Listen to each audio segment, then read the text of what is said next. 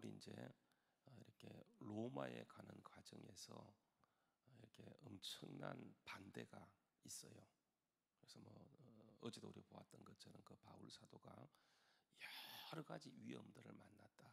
그래서 강의 위험, 강도의 위험, 동족의 위험, 이방인들의 위험, 춥고 배고프고 헐벗고 감옥에 갇히고 40에 하나 감함에 5배 맞고 태장, 형장 등등 이제 복음을 전하는 과정에서 바울이 이제 이런 그 어려움을 겪게 되는 거예요. 근데 이제 이 복음이라고 하는 것은 그 빛이에요. 빛. 이 세상은 어둠이고, 그래서 빛이 어둠 가운데 비치면 어둠은 당연히 물러갈 것처럼 보이지만 강력하게 저항을 해요. 이제 바울이 보세요.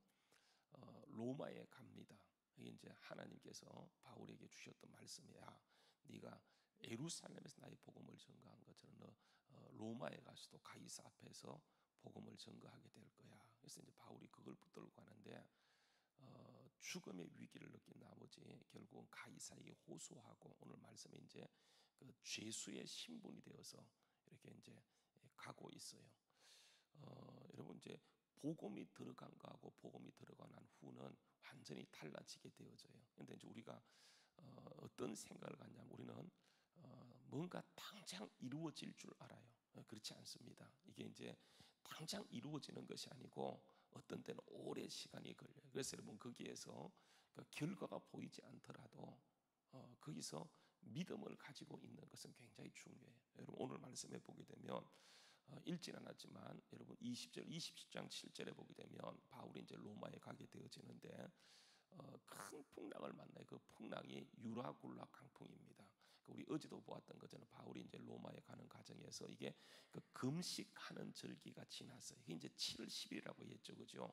그때는 이게 이제 그 바람이 심하게 불어요. 그래서 바울 사도가 이거 금식하는 절기가 지나기 때문에 우리가 좀 위험하다, 좀 지나서 가자고 했더니 전문가들, 그러니까 선장하고 선주 또 이제 사공들이라는 말이 뭐냐면 그거 괜찮다고 아무 문제 되지 않는다고 이 정도의 배라고 한다면 그 정도의 바람은 이길 수 있다 이렇게 얘기하게 되죠. 여러분 바울 사도가 지금 로마 그 이탈리아로 가는데 처음에 아시아에서 탔던 배는 그 아드람 무테노 배예요. 그런데 이제 미항에 오면서 이 배를 옮겨 타거든요. 바울이 지금 타고 이탈리아 그 로마로 가는 배는 그 알렉산드리아 배예요. 알렉산드리아 배. 그 아드람 무테노 배에서 이게 알렉산드리아 아드람 무테노 배는 조금 작은 배라고 한다면 그 알렉산드리아 배는 이게 이제 큰 배예요. 그러니까 바람이 좀 불더라도 이 정도 배라고 한다면 문제가 되지 않는다고 얘기하니까 결국은 이제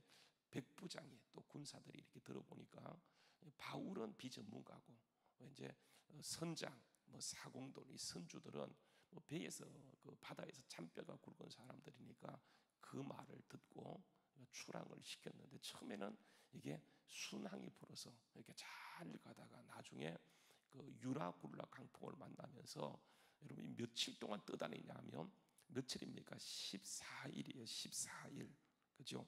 14일. 그래서 여러분 27절 말씀에 보게 되면 열 나흘째 되던 날 밤에 이렇게 얘기하고 있어요.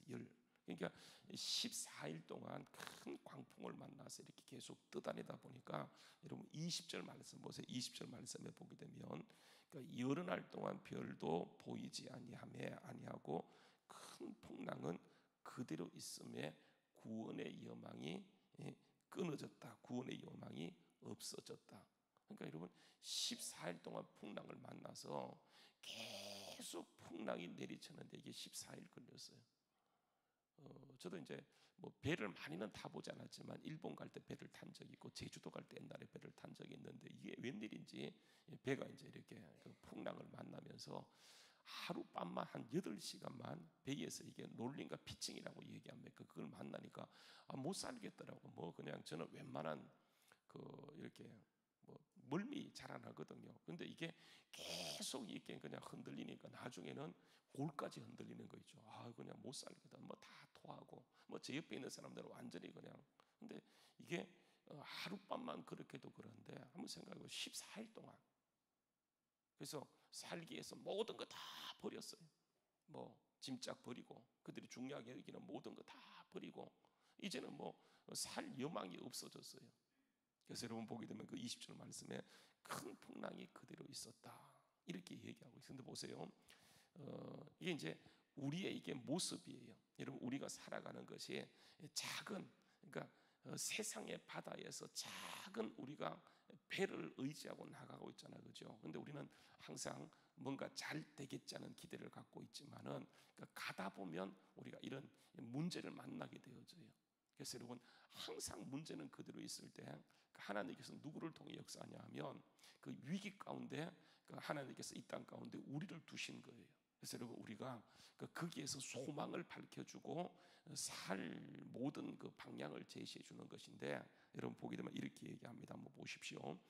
그 풍랑은 그대로 있지만은 한번 보십시오. 25절에 보게 되면 바울 사도가 거기서 이렇게 얘기하세요. 여러분 안심하라. 나는 내게 말씀하신 그대로 되리라고 하나님을 믿노라 이렇게 얘기하는 거예요. 그러니까 여러분 이게 풍랑이 없는 상태가 아니고 풍랑은 그대로 있어요.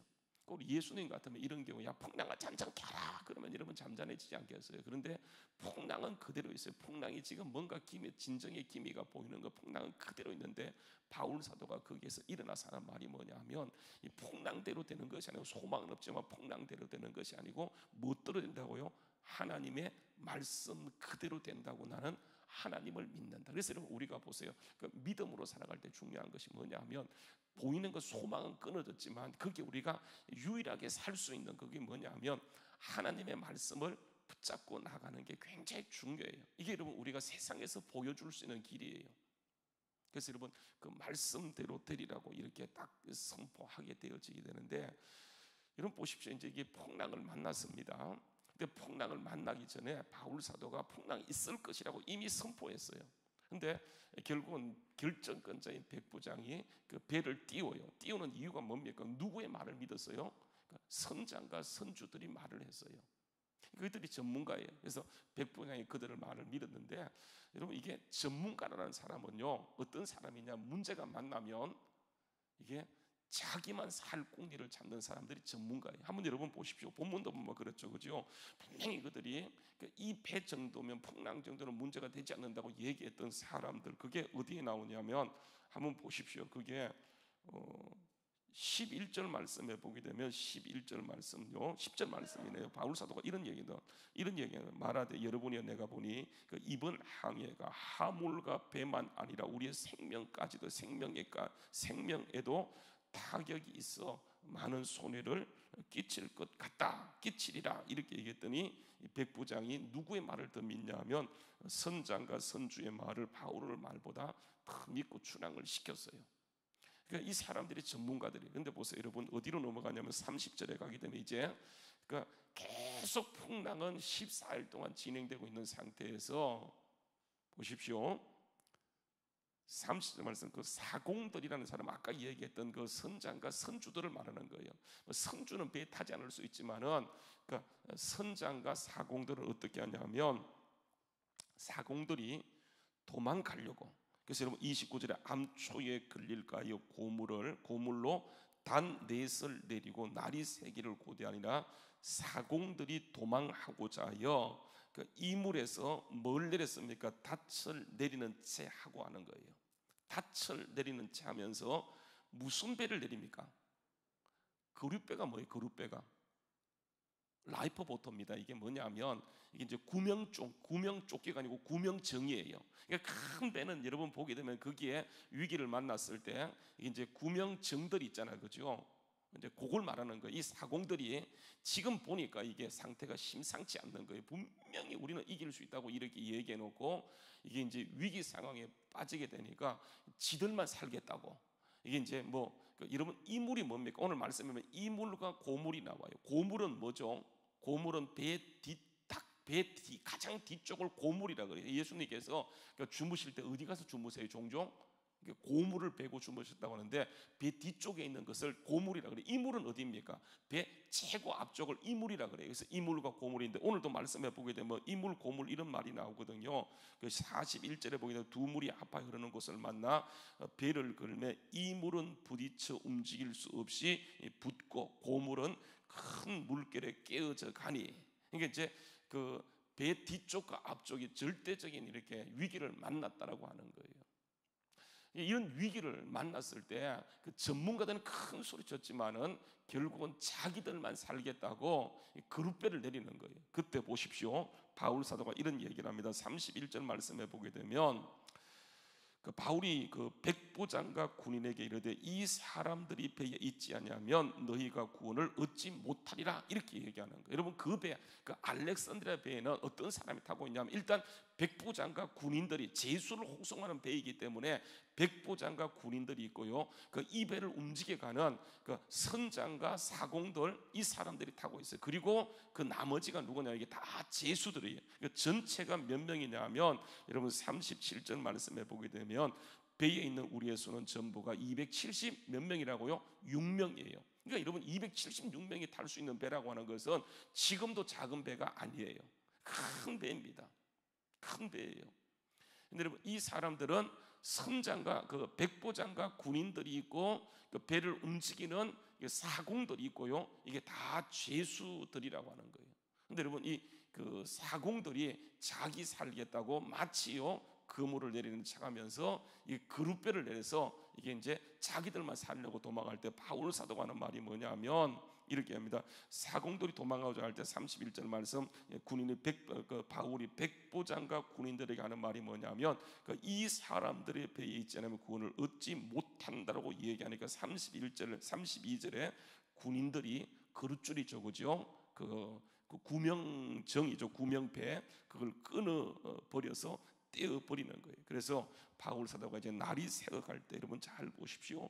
먹기를 권하니 이것이 먹기를 권하노니 이것이 너희의 구원을 위한 것이라 너희 중에 머리털 하나라도 잃어버리는 사람이 없을 것이라고 얘기하면서 여러분 떡을 가져다가 모든 사람 앞에 놓고요. 바울이 뭘 하는 겁니까? 기도를 하는데 뭐예요? 축사입니다. 여러분 이 축사는 한마디로 얘기하면 땡스 기빙이에요. 감사하는 거예요. 음식을 놓고 사람들이 14일 동안 완전히 먹지도 못하고 완전히 다 토해버렸는데 바울이 그 앞에 음식을 갖다 놓고 딱 차려놓고 이게 구원이다. 여러분 그래서 우리가 구원이라고 얘기할 때 바울이 그 상태에서 복음을 전하지 않아요. 그들에게 필요한 것은 한 조각의 떡이었기 때문에 그것을 그들 앞에 차려놓고 하는 말이 뭐냐 하면 하나님께 감사하는 거예요. 그리고 보세요. 36 떡을 가져다가 모든 사람 앞에서 하나님께 축사하고 떼어 먹기를 시작하며 그들도 다 안심하고 뭐 했다고요? 받아 먹는 거예요. 그러니까 이제 바울 사도가 그냥 편안할 때는 하나의 제수의 신분에 지나지 않는, 그러나 딱 위기를 만났을 때 그 배에 바울 사도가 영적 리더십을 발휘해서 그 전체 생명을 이끌고 가는 거예요. 처음에는 백부장도 바울을 하나의 제수로 인정했지만은 나중에 그 과정 14일간 이 풍랑과 싸우면서 결국은 리더십은 선장도 아니고 백부장도 아니고 누구냐면 바울에게 옮겨가는 거예요. 여러분 그래서 우리가 위기를 만났을 때 우리가 진짜 필요한 것은 뭐냐면 하나님 말씀 의지할 때 리더십이 교회에 옮겨오게 되고 우리에 옮겨오게 되는데 우리는 보세요. 이게 보이는 것만 바라보다 보니까 말씀을 놓쳐버리고 결국은 오히려 믿지 않는 사람보다도 오히려 더 보이는 것을 따라갈 때가 참 많아요. 반드시 기억하세요.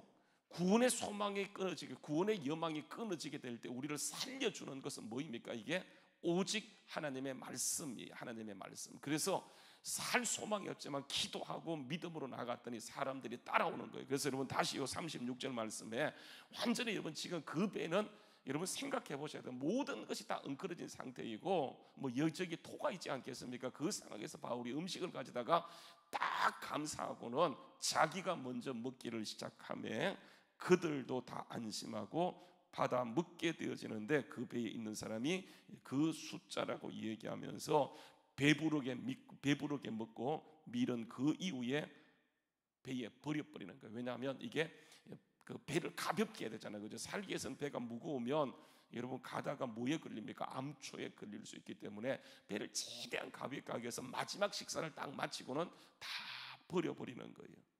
그리고 보세요. 39절 말씀해 보게 되면 날이 새며 어느 땅인지 알지 못하나 경사진 해안으로 된 항만이 눈에 띄거늘 배를 거기에 들이댈 수 있는지 의논한 후에 닻을 끊어 바다에 버리는 동시에 키를 불어넣어주고 그 돛을 달고 바람에 맞추고 그 해안을 향하여 들어가다가 아까 얘기했던 두 물이 합하여 그 이물 고물이 다 깨어지게 생겼어요. 그때 보세요. 42절 말씀. 이게 이제 제수 호송선이기 때문에 만약에 보세요. 이 제수가 도망하여 이게 숨게 되어지게 되면 모든 책임이 누구한테 지는 겁니까? 이제 군인들 백부장에게 책임이 주어지는 거예요. 근데 여러분 보세요.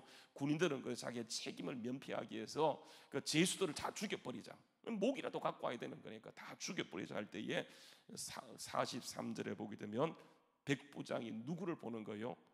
바울을 구원하려 하여. 바울을 구원하려 하여. 처음에는 바울은 이름 없는 한 제수, 가이사에게 호소했던 사람이 지나지 않지만 14일을 통하여 여러분 이게 어떻게 되냐면 완전히 운명이 바뀌어 버리는 것을 보게 되어져요.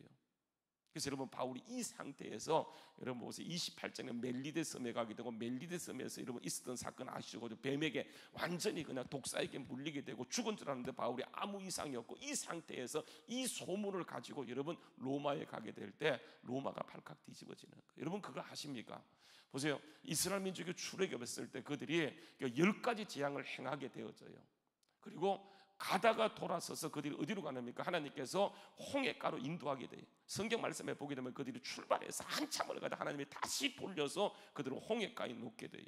그때요 애굽 사람들이 야 이게 정신 나갔다. 이스라엘 사람들이 가다가 저래 돌아와서 홍해가에 서 있는 걸 볼 때 우리 신이 우리에게 준 좋은 기회라고 생각하게 돼요. 그래서 여러분 그 바로가 정신을 그때 차리고요. 생각해 보세요. 바로가 10번째 재앙이 뭐였습니까? 10번째 재앙이 이게 장자가 죽는 재앙이었었어요. 바로의 아들부터 애굽의 모든 초태성은 다 죽었는데 장례를 지내고 정신이 없었는데 정신을 차려보니까 이스라엘 민족이 어디가 있냐면 홍해가에 가 있는 거예요. 여러분 홍해는요 양쪽은 이게 갈 수 없는 곳이에요. 앞은 홍해고 양쪽은 양떨어져 있고 못 가는 그 완전히 그냥 닫힌 곳이에요. 그래서 그들이 군대를 몰고 가는 거예요. 그들이 사면초가예요. 이제는 바로가 생각하네. 우리가 이겼다. 우리가 득이했다. 우리가 승리했다. 생각할 때 여러분 보이는 게 다 그거 이스라엘 민족이 그 상황에서 얼마나 여러분 절망하냐 하면 생각해 보세요. 겨우 나왔는데 모세가 잘 데리고 가다가 다시 만나서 다시 그들을 이끌고 홍해가에 놓게 될 때 이건 뭐 꼼짝없이 죽게 생겼어요. 앞으로도 가지 못하고 양옆에 가지 못하고 뒤에는 애굽 군대가 진격해 들어오는데 그 군사의 수가 100만 대군이에요. 그 특별 병거를 대성하고 오는데 이건 뭐 죽은 것이 뻔해요. 그래서 이스라엘 민족이 막 탄식하면서 우리가 애굽에 있을 때가 좋았다. 애굽에 죽었더라면 좋았을 것을 우리가 여기 와서 이렇게 무참하게 죽는구나 생각하면서 막 원망할 때 하나님께서 하는 말이 뭐냐면 너희는 가만히 있어. 뭐라고 얘기해? 하나님의 하나님 되심을 알지어다 이렇게 얘기하는 거예요. 그러니까 하나님께서는 우리를 풍랑 가운데 몰아가는 것은 여러분 한 가지 하나님 이유가 있어요. 뭐냐면 하나님의 하나님 되심을 드러내기 위해서. 좋을 때는요 아무것도 안 드러나요. 그런데 여러분 딱 위기를 만나면 그때 하나님의 하나님 되심이 드러나게 되어지는데 그게 말씀이에요. 말씀. 그러니까 모세가 그 말씀에 따라 갔는데 모세도 모르고 갔어요.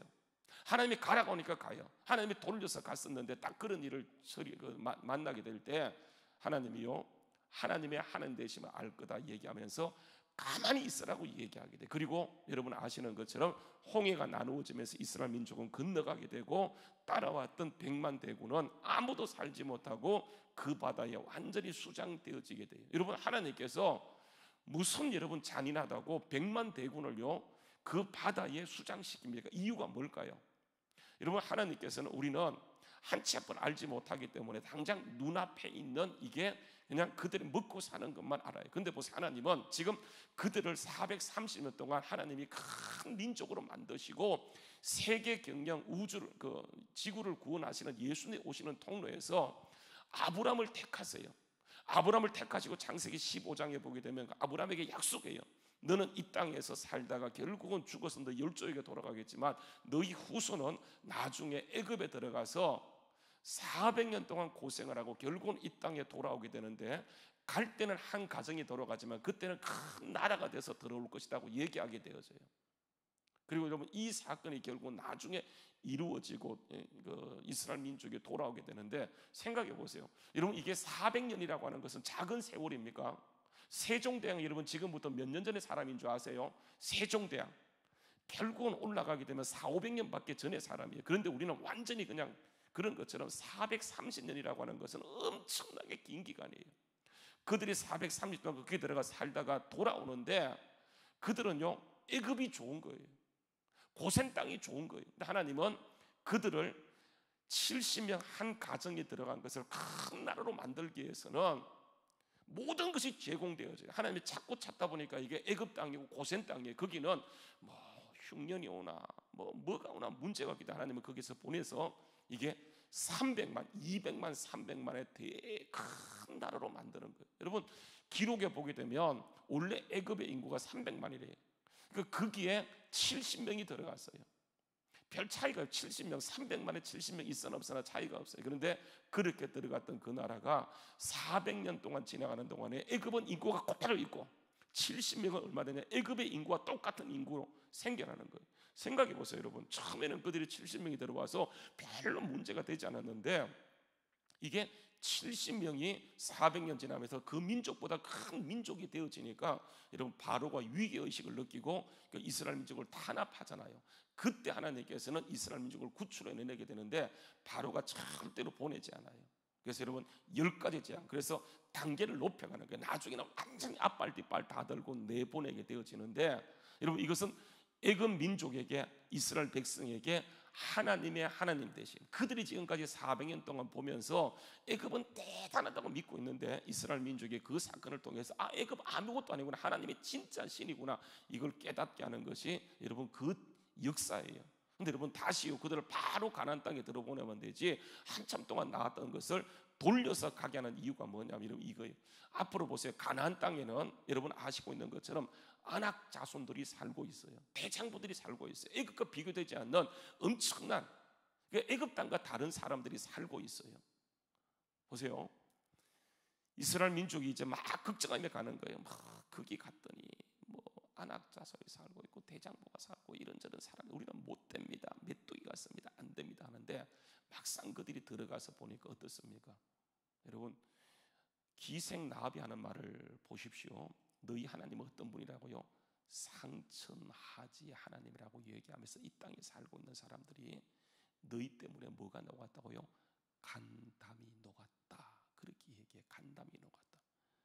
이스라엘 민족은 아무것도 아니에요. 뭐 400만, 300만 되어도 그들이 할 수 있는 게 아무것도 없어요. 근데 그들을 통해서 역사하시는 누구입니까? 하나님이에요. 그래서 여러분 이게 홍해 사건이요 어떤 사건이냐 하면 이게 하나님의 하나님 되심을 온 천하에 드러내는 거예요.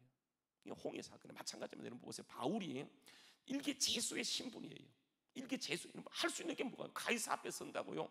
바울 가이사 앞에 나중에 서지도 제대로 못해요. 제수가 여러분 로마 시민권이 있다고 어디 여러분 거기 갑니까? 가지도 못해요. 근데 보세요. 하나님은 어떻게 하냐면 이런 사건을 통해서 이게 백부장이 보니까 처음에는 한 제수였는데 이게 보통 사람이 아닌 거야. 멜리드 섬에 갔는데 뱀이 물었어요. 죽어야 돼요. 보게 되면 여러분 보십시오. 28장에 가서 보게 되면 이렇게 얘기합니다. 28장 4절 말씀. 그 28장 3절에 바울이 한 나무 묶음을 거두어 불에 넣으니 뜨거움으로 말미암아 독사가 나와서 그 손을 물고 있어요. 독사가 그 손을 물고 있어요. 은주미들이 이 짐승이 그 손에 매달려 있음을 보고 서로 말하되 진실로 이 사람은 살인한 자로다. 바다에서는 구주를 받았으나 공의가 그를 살지 못하게 함이로다 하더니 바울이 그 짐승을 불에 떨어 버리매 뭐 했다고요? 조금도 상하지 않아요. 비정상이에요. 상식은 죽어야 돼요. 풍랑 만나 죽었어야 돼요. 근데 하나님은 보세요. 거기에서 비상식으로 비정상적으로 인도하세요. 여러분 왜 그렇습니까? 제가 어제도요 창세기를 쭉 읽으면서 제가 한 가지 깨달은 게 하나님은 비정상적인 분이구나. 상식적이지 않아요.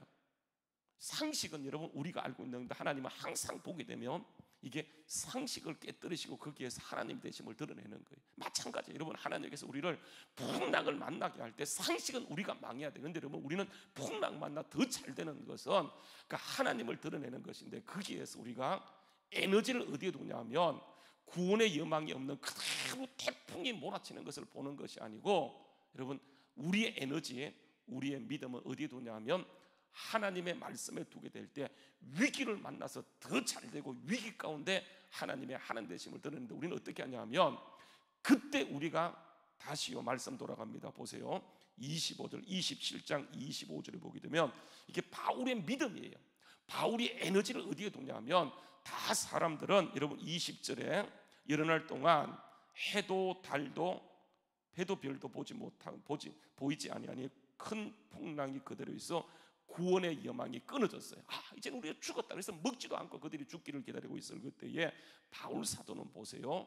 그 기에 소망을 두는 것이 아니고 다시요 25절에 그러므로 여러분이 안심하는 내게 말씀하신 그대로 되리라고 말씀하셨던 누구를 믿는다고요? 하나님을 믿는 거예요. 여러분 꼭 기억하세요. 우리가 보이는 대로 되는 것이 아니고 반드시 하나님의 약속하신 말씀대로 되기 때문에 우리가 이때야말로 진짜 믿음의 사람, 정말 나라가 흔들리고 세상이 흔들리고 온 여러 가지 어려움을 만날 때 이때 우리가 보여줄 수 있는 리더십은 어디에 근거한 것이냐면 말씀에 근거한 것을 가지고 나가야 되는데 우리는 어떻게 하냐면 이게 구원의 여망이 끊어졌네, 어떻게 하지, 이런저런 살궁리 세우게 되면 결국은 가서 보세요. 다시 한번 보세요. 30절 말씀요. 자기 살리겠다고 방법을 세우는 그들에게 합니다. 사공들이 도망하여 이렇게 했더니 바울이 하는 말이 뭐냐면 백부장 이렇게 얘기합니다. 보세요. 31절 바울이 백부장과 군인들에게 이르되 이 사람들이 이 배에 있지 아니하면 구원을 받지 못한다. 끝난다. 이렇게 얘기하는 거예요. 여러분 오직 우리의 여망은 말씀에 있는 줄 알고요. 그 말씀 붙들고 나갈 때 그 말씀은 1.1핵도 변함이 없이 반드시 그대로 되어지는 역사가 있게 될 줄로 믿습니다. 한번 따라서 나는 내게 말씀하신 그대로 되리라고 하나님을 믿습니다. 여러분 오늘도 이것이 우리의 소망이고 이것이 우리의 에너지고 이것이 우리의 능력인 줄 알고 오늘도 하나님의 말씀을 가지고 그 말씀에 굳게 서서 믿음으로 승리하면서 정말 이 땅 가운데 하나님을 보여주는, 여러분 우리의 목적지는요 여기가 아니에요. 하나님을 보여주는 거예요. 여러분 그래서 바울 사도가 이런 풍랑 만나고 바다에서 풍랑 만나 살고 나중에 멜리데 섬에서 완전히 죽어야 되는데 죽지 않고 살아가는 그 모습을 통해서 이게요 어떻게 되냐면 로마에 소문이 퍼지는 거예요. 바울도 가기 전에 이 소문이 로마에 쫙 퍼지는 거예요. 바울이 갔을 때 사람들이 전부 바울이 어떤 사람이야, 완전히 제수의 신분인데 이미 그 사람들은 기대를 걸고 바울을 기다리고 있어요. 하나님이 그 작업을 하기 위해서 풍랑도 주시고 하나님이 그 역사를 이루기 위해서 우리에게 이런저런 일을 일으키는데 우리는 당장 눈앞에 있는 풍랑만 바라본 나머지, 그래서 여러분 우리는 다 똑같아요. 여러분 그런데 그때 우리를 살게 하고 그때 하나님을 드러내는 것은 다시 한번 따라서 말씀이다. 그래서 여러분 그 말씀 붙들고 나아가는 것, 가장, 그래서 말씀은 우리의 가장 완벽한 지침이고 그 말씀은 우리를 소망으로 이끄는 하나님의 능력인 줄 알고 오늘도 그 말씀 가운데 승리하는 우리 모두 될 수 있기를 주의 이름으로 축원합니다. 기도하시겠습니다.